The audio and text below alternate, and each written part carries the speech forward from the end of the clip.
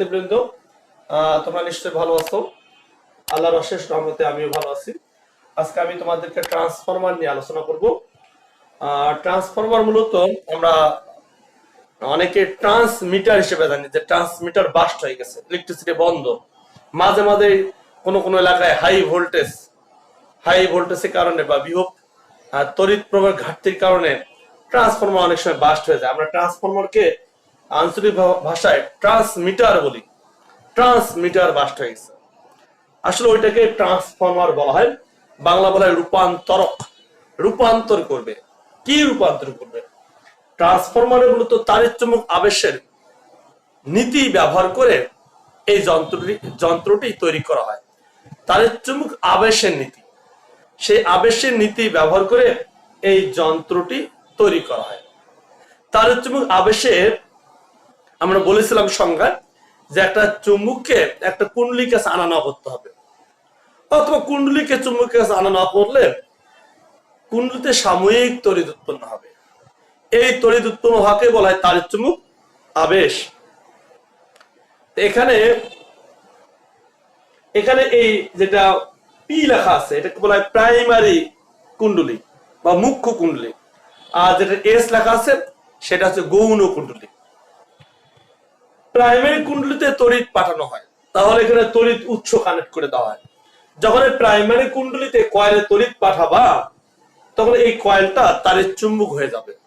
এটা তারের চুম্বকের নীতি অনুযায়ী, যে একটা অন্তরিত তামার তারের মধ্যে ইলেকট্রিসিটি যদি পাঠানো হয় আর তারটি যদি কোনো লোহার মধ্যে প্রবেশ করানো থাকে, তাহলে এটা একটা দণ্ড চুম্বকের ন্যায় আচরণ করবে।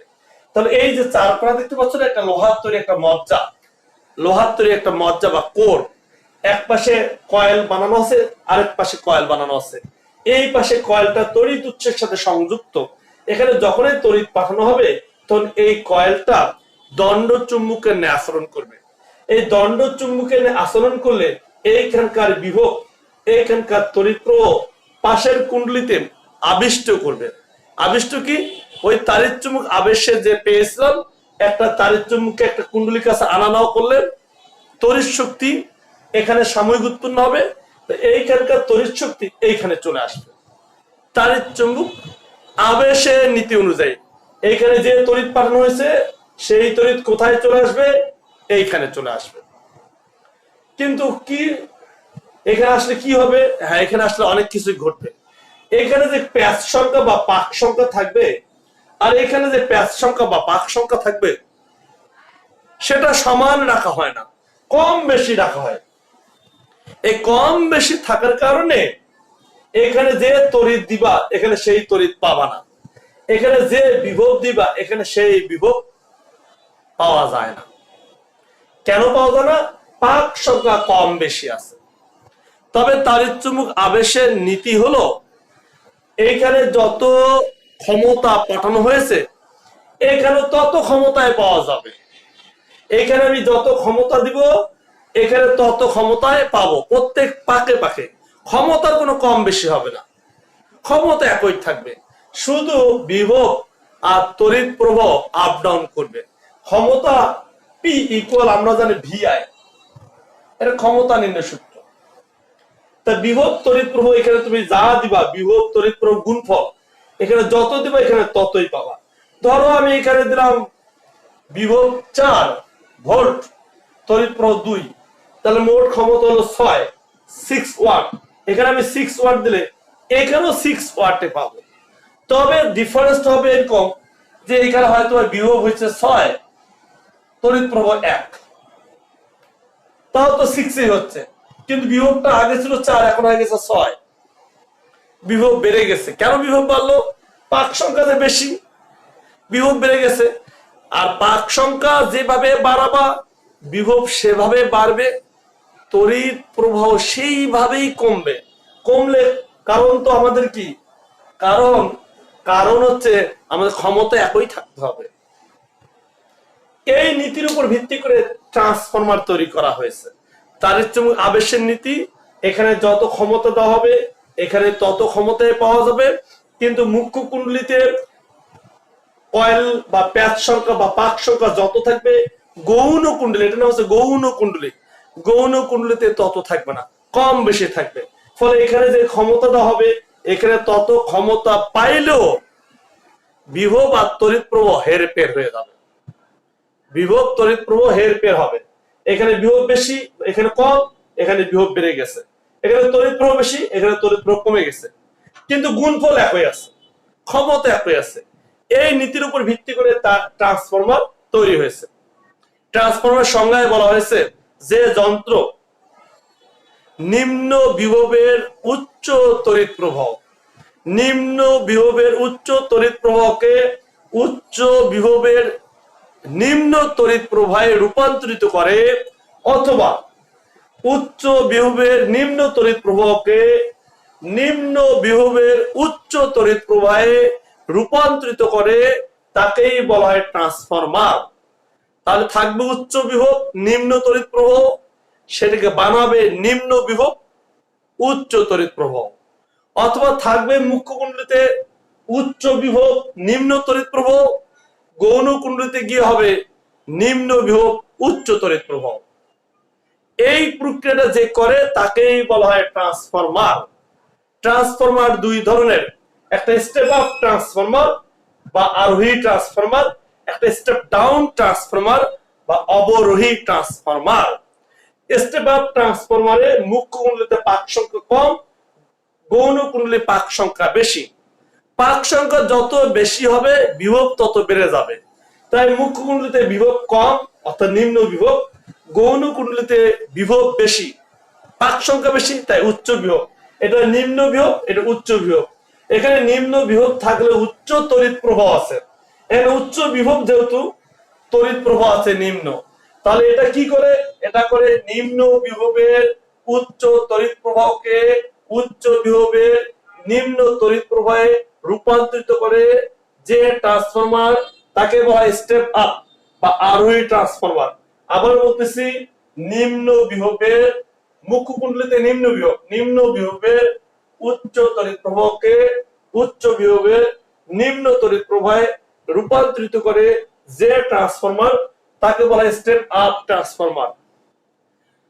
সাধারণত ইলেকট্রিসিটির লাইন যেখান থেকে আসে, যে পিলার থেকে, সেই পিলারে বড় একটা ট্রান্সফরমার বসানো থাকে, সেটা মূলত এরকম step up transformer. Step up transformer করে কি, অনেক অনেক হাই ভোল্টেজের তড়িৎ প্রবাহ, সেটা কি করে নিম্ন বিভব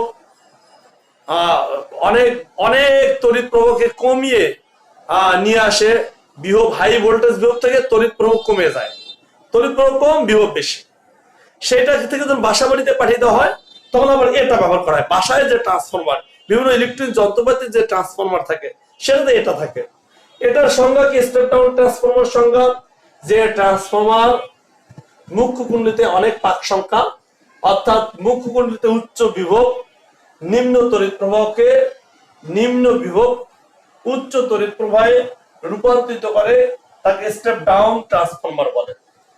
তাহলে step up transformer, step down transformer.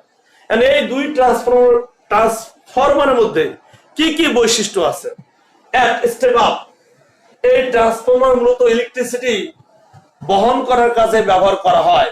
অনেক দূর দূরান্ত থেকে অনেক ইলেকট্রিসিটিকে কমিয়ে অল্প ইলেকট্রিসিটি বানানো হয়, বিভব বাড়িয়ে দেওয়া হয়। বিভব বাড়বে, ইলেকট্রিসিটি কমে যাবে, তার মোটা মোটা ব্যবহার করা হবে, ইলেকট্রিসিটি কম বিভব বেশি। এটার কাজ হচ্ছে স্টেপ আপ ট্রান্সফরমার। বিভব বেশি, ইলেকট্রিসিটি কম, কারণ এখানে যত ইলেকট্রিসিটি, এখানে সে কমে যাবে ইলেকট্রিসিটি, কিন্তু বিভব বেড়ে যাবে কারণ পাক সংখ্যা বেশি। এই ট্রান্সফরমার দিকে তাকাও, তাকালে বুঝতে পারবে এটা মুখ্য কুণ্ডলী, এটা গৌণ কুণ্ডলী। এক, মুখ্য কুণ্ডলীতে পাক সংখ্যা আমরা দেখতে পাচ্ছি কম, তাই এনপি এনপি এনপি মানে পিতে প্রাইমারি, মুখ্যতে এনপিটা ছোট, এনএসটা বড়, এই যে এনএস বড়, একটা বৈশিষ্ট্য গেল। দুই, যেহেতু গৌণ কুণ্ডলীতে পাক সংখ্যা বেশি, তাই গৌণ কুণ্ডলীতে বিভব বেশি, মুখ্য কুণ্ডলীতে বিভব কম, বিভব ভিপি ভিতে বিভব কম, দুইটা বৈশিষ্ট্য গেল। তিন হচ্ছে মুখ্য কুণ্ডলীতে তড়িৎ প্রবাহ বেশি, যেহেতু পাক সংখ্যা কম, তাহলে তড়িৎ প্রবাহ বেশি।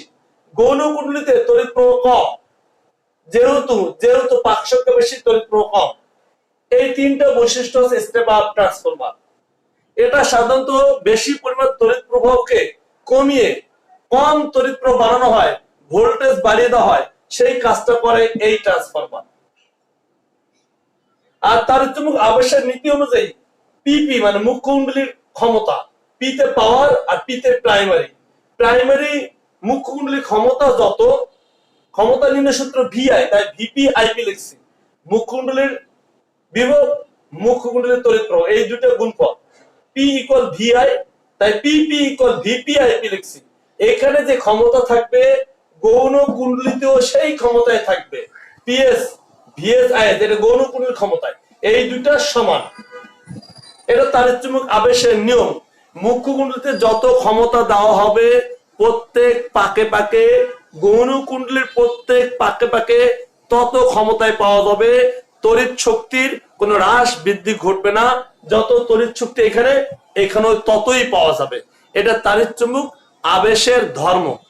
তাই এইখানে যে ক্ষমতা মুখ্য কুণ্ডলীতে, গৌণ কুণ্ডলীর ক্ষমতা, এই দুইটা ইকুয়াল।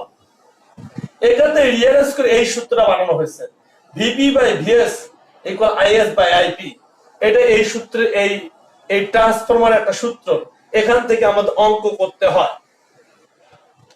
এরপরে VP by VS equal NP by NS, কারণ ভিপি পাক সংখ্যা যেভাবে বাড়াবা বিভব সেভাবে বাড়বে, তাই ভিপি এনপি উপরে, যে এনপি পাক সংখ্যা, ভিপি বিভব, এনপি কে এনএস দিয়ে ভাগ দিলে যা আসবে, ভিপি কে ভিএস দিয়ে ভাগ দিলে তাই আসবে, কারণ যেভাবে পাক সংখ্যা বাড়বে বিভব সেভাবে। VP by VS equal NP by NS. এখন আমরা VP by VS equal IS by IP এখানে পড়েছিলাম, তাই ভিপি বাই ভিএস এর জায়গায় আইএস বাই আইপি বসিয়ে দিলাম, তাহলে হলো NP by NS equal IS by IP. ক্ষমতা নির্ণয় আমরা আরেকটা সূত্র পড়েছি, P equal V square by R. তোমরা জানো ক্ষমতা নির্ণয় সূত্র এটা, P equal V square by R. এই সূত্র যদি আমি মুখ্য কুণ্ডলীতে বসাই, তা ভিপি স্কয়ার বাই আরপি, গৌণ কুণ্ডলীতে যদি বসাই ভিএস স্কয়ার বাই আরএস। যেহেতু ক্ষমতা সমান, এটা তাড়িৎ-চুম্বক আবেশের নীতি, এই দুইটা সমান, এটা আমাদের অঙ্ক হিসেবে আসে। এই হচ্ছে মুখ্য কুণ্ডলীর আমাদের টোটাল বৈশিষ্ট্য। মুখ্য কুণ্ডলী বলতেছি স্টেপ অফ ট্রান্সফরমারের টোটাল বৈশিষ্ট্য, কোনটা বেশি কোনটা কম, সব বৈশিষ্ট্য আমরা বলে দিলাম স্টেপ আপ বা আরোহী ট্রান্সফরমারের। এখন আমরা যাই স্টেপ ডাউন বা অবরোহী ট্রান্সফরমার। সাধারণত বাসা বাড়িতে যে ইলেকট্রনিক্স যন্ত্রপাতি গুলা ব্যবহার করা হয় তার ভিতরেও ট্রান্সফরমার বসানো আছে, ছোট ছোট ট্রান্সফরমার, এগুলো স্টেপ ডাউন ট্রান্সফরমার। এরা করে কি, এরা বিভবকে কমিয়ে দেয়, একদম 220 ভোল্টেজ করে, আর তড়িৎ প্রবাহকে বাড়িয়ে দেয়। এটা এর কাজ। কি কমাবে? বিভব কমাবে, তড়িৎ প্রবাহ বাড়াবে। বিভব কত করবে? 220 ভোল্ট করবে, আর তড়িৎ প্রবাহ বাড়িয়ে দিবে। এটাই হচ্ছে এই স্টেপ ডাউন ট্রান্সফরমারের কাজ। স্টেপ ডাউন ট্রান্সফরমারের দুটো কুণ্ডলী আছে, স্টেপ আপের মতো, একটা মুখ্য কুণ্ডলী, একটা গৌণ কুণ্ডলী। দুটা কুণ্ডলী একটা লোহার তৈরি মজ্জা বা কোরের মধ্যে পেঁচানো আছে। মুখ্য কুণ্ডলীতে পাক সংখ্যা বা প্যাচ সংখ্যা বেশি, গৌণ কুণ্ডলীতে পাক সংখ্যা বা প্যাচ সংখ্যা কম। যেহেতু মুখ্য কুণ্ডলীতে পাক সংখ্যা বা প্যাচ সংখ্যা বেশি, তাই এর বিভবও বেশি, তাই ভিপি গ্রেটার দেন ভিএস বলা হয়েছে। কারণ পাক সংখ্যা বেশি তাহলে বিভব বেশি, পাক সংখ্যা কম তাই বিভব কম, তাই ভিপি গ্রেটার দেন ভিএস। আবার মুখ্য কুণ্ডলীতে যেহেতু পাক সংখ্যা বেশি, তাই এনপি গ্রেটার দেন এনএস, এটাতে পাক সংখ্যা কম। এনএস তে গৌণ কুণ্ডলীর পাক সংখ্যা, এন হচ্ছে পাক সংখ্যা, গৌণ কুণ্ডলীর পাক সংখ্যা, এনপি হচ্ছে মুখ্য কুণ্ডলীর পাক সংখ্যা, এন হচ্ছে পাক সংখ্যা। এরপর আইপি আইএস, আইপি তড়িৎ প্রবাহ, মুখ্য কুণ্ডলীর তড়িৎ প্রবাহ, আইএস গৌণ কুণ্ডলীর তড়িৎ প্রবাহ, আইপি লেস দেন আইএস, অর্থাৎ এখানে তড়িৎ প্রবাহ বেশি, এখানে তড়িৎ প্রবাহ কম। সবসময় তড়িৎ উৎস কানেক্ট থাকবে মুখ্য কুণ্ডলীতে, বের হবে এই দিক দিয়ে। যখন আমরা ইলেকট্রিক যন্ত্রপাতি গুলো ব্যবহার করি, ইলেকট্রিক যন্ত্রপাতির যে মেইন লাইন, সেই মেইন লাইন এসে যুক্ত হবে এখানে, তারপরে ইলেকট্রিক যন্ত্রপাতিতে ঢুকবে, ঢুকার পরে এখান থেকে বের হয়ে আসবে। এখানে যত বিভবে দাও না কেন, এখানে বিভব কমে যাবে, তারপরে এখান থেকে লাইন বের হয়ে এসে ইলেকট্রনিক্স যন্ত্রপাতি আর বাকি গুলাতে ঢুকবে। সাধারণত মেইন উৎস যে লাইনটা ইলেকট্রিক যন্ত্রপাতি ঢুকবে সেই মুহূর্তে ট্রান্সফরমারটা বসানো থাকে, লাইনটা সেখানে কানেক্ট হয়, এখানে এখানে এই দিক দিয়ে বের হয়। এখানে অবশ্যই 220 ভোল্ট থাকবে, যত ভোল্ট ওই যন্ত্রের প্রয়োজন তত ভোল্ট এখানে থাকবে, হবে সেই তত ভোল্ট। সেইভাবে পাক সংখ্যা ম্যানেজ করা আছে। এখানে যত বিভব যাবে, এইখানে এই যন্ত্রটা চালার জন্য যত বিভব প্রয়োজন এখানে যাতে তত বিভবই পাওয়া যায়, সেই তার এখন যন্ত্রের অন্যান্য অংশের সাথে কানেক্ট হবে। এখন স্টেপ ডাউন ট্রান্সফরমারের সংজ্ঞাটা কি আমি আরেকবার বলে দেই।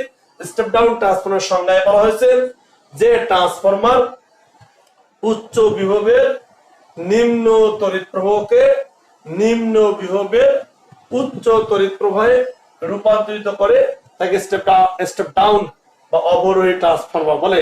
স্টেপ ডাউন ট্রান্সফরমারে মুখ্য কুণ্ডলীতে পাক সংখ্যা বেশি, গৌণ কুণ্ডলীতে পাক সংখ্যা কম। যেহেতু মুখ্য কুণ্ডলীতে পাক সংখ্যা বেশি তাই বিভব বেশি, গৌণ কুণ্ডলীতে পাক সংখ্যা কম তাই বিভব কম। আর মুখ্য কুণ্ডলীতে যেহেতু বিভব বেশি তাহলে তড়িৎ প্রবাহ কম, আর গৌণ কুণ্ডলীতে বিভব কম তাই তড়িৎ প্রবাহ বেশি। তাহলে চুম্বক আবেশের নীতি অনুযায়ী মুখ্য কুণ্ডলীতে যত ক্ষমতা গৌণ কুণ্ডলীতেও ততই ক্ষমতা, তাই পিপি ইকুয়াল পিএস এটা আমাদের জানা থাকতে হবে। অর্থাৎ পিটা হচ্ছে প্রাইমারি, পিটা হচ্ছে পাওয়ার বা ক্ষমতা।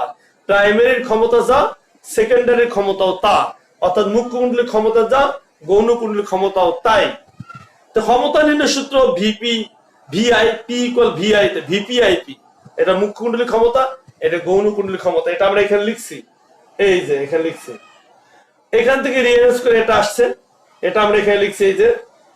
আবার VP by VS equal NP by NS, এই যে এটা এখানে লিখছি, এখানে বক্স আর করি নাই। এই NP by NS equal IS by IP এটা এখানে আমরা লিখছি, তাই বক্স আর করি নাই। কিন্তু ক্ষমতা নির্ণয় আমরা এই সূত্র আমরা এখানে লিখছি, এই যে বক্স করা এখানে লিখছি এই যে।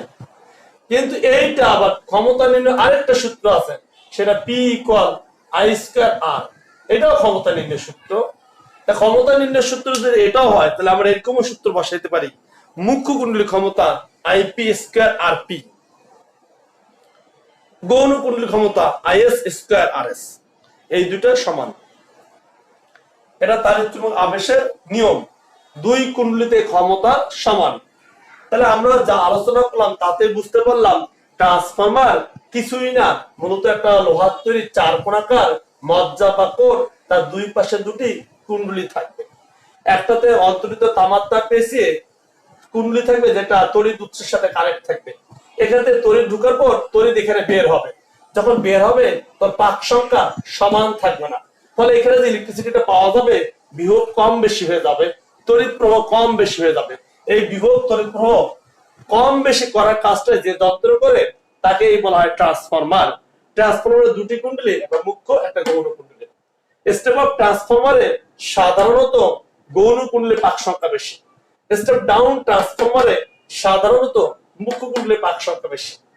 তারপরে এই বিষয়গুলো আমরা আলোচনা করছি, বিশেষ করে বেশি প্রয়োজন হবে এই তিনটা পয়েন্ট। এই তিনটা হচ্ছে মুখ্য কুণ্ডলীর মূল মূল বৈশিষ্ট্য, এই তিনটা পয়েন্ট। এই তিনটা হচ্ছে গৌণ কুণ্ডলীর মূল বৈশিষ্ট্য। কারণ আমাদের অঙ্কের মধ্যে আসবে যে এই ট্রান্সফরমারটি কোন ধরনের ট্রান্সফরমার, এটা কি স্টেপ আপ না স্টেপ ডাউন। তখন আমরা দেখবো এই তিনটা বৈশিষ্ট্য যদি মেনে চলে, বা এই তিনটা যে কোনো একটা বৈশিষ্ট্য যদি মেনে চলে তাহলে স্টেপ আপ ট্রান্সফরমার, আর এই তিনটা যে কোনো একটা বৈশিষ্ট্য যদি মেনে চলে তাহলে স্টেপ ডাউন ট্রান্সফরমার।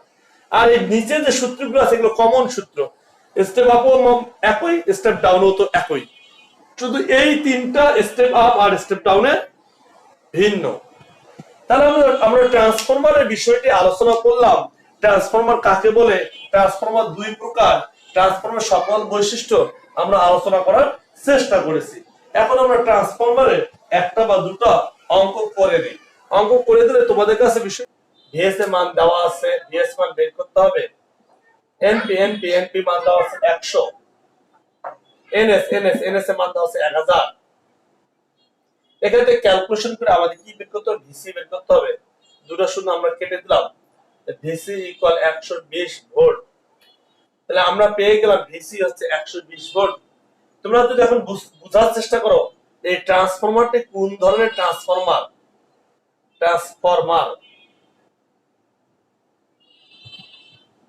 কোন ধরনের ট্রান্সফরমার, এটা চিন্তা করলে পেয়ে যাবা। এখানে এনএস বেশি, এনপি কম, 1 নম্বর পয়েন্ট পাইলাম। আরেকটা পাইলাম, আরেকটা পেয়েছি ভিপি, ভিএস বেশি, ভিপি কম, ভিপি 12। এই নিয়মটা কোথায় মেনে চলছে?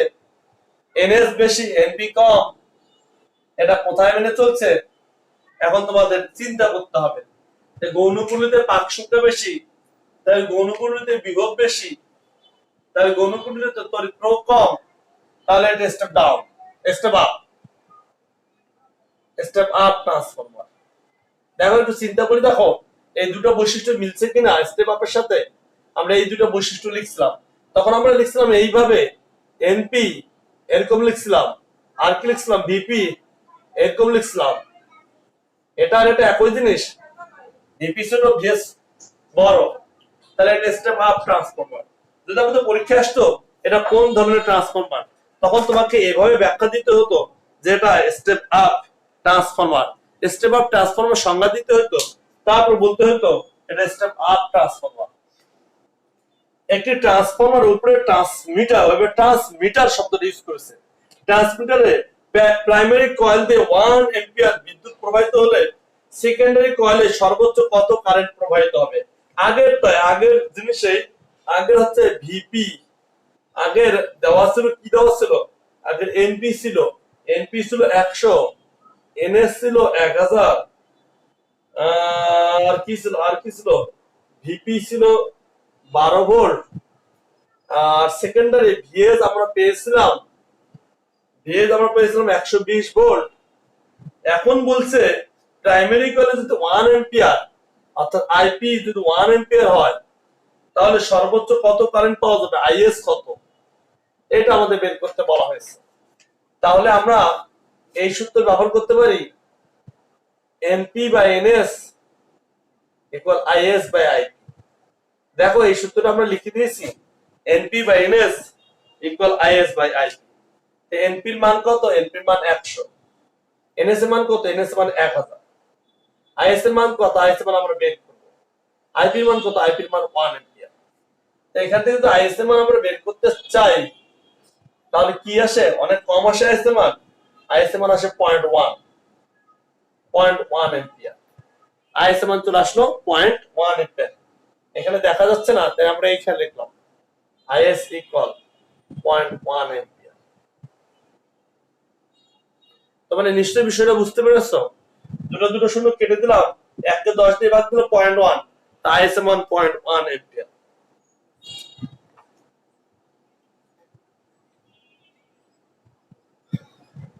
তাহলে প্রিয় শিক্ষার্থীবৃন্দ, আজকে মূলত এই পর্যন্ত থাকলো। সবাই ভালো থাকো, সুস্থ থাকো, মহান আল্লাহ পাক তোমাদের সবাইকে ভালো রাখুক, এই প্রত্যাশায়। Thank you.